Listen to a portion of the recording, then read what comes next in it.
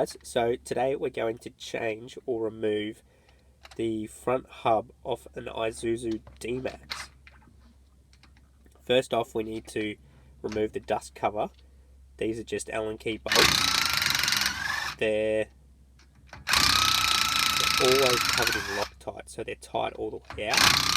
Fortunately, I have a rattle gun, so I'm allowed to keep my way through this.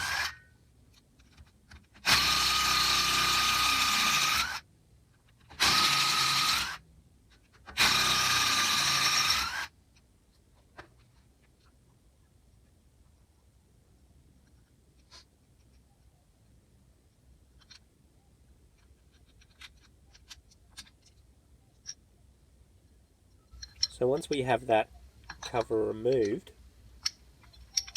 we can then see the circlip that sits on the end of the drive shaft. So grab your circlip pliers and pop this off. Stuffed it up. Try again. And that just slides off. Be careful, it will shoot off if you're not careful.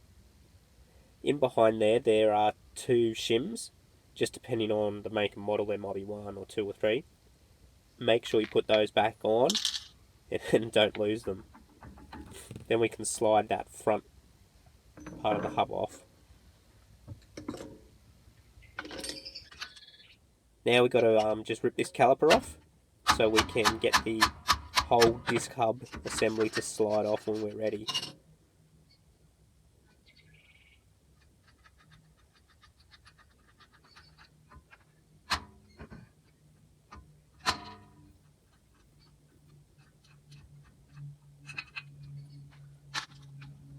So once we have that out of the way, you can just sit there for a moment.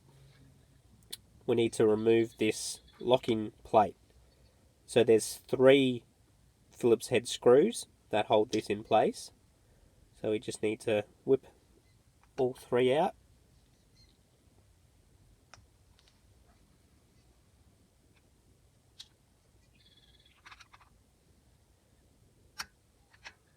Then once we have those out, we just need to flick that locking ring out of the way.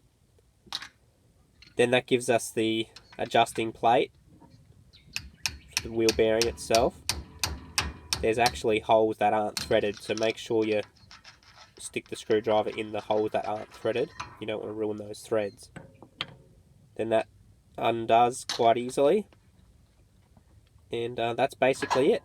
The hub then slides forward and out falls the front bearing.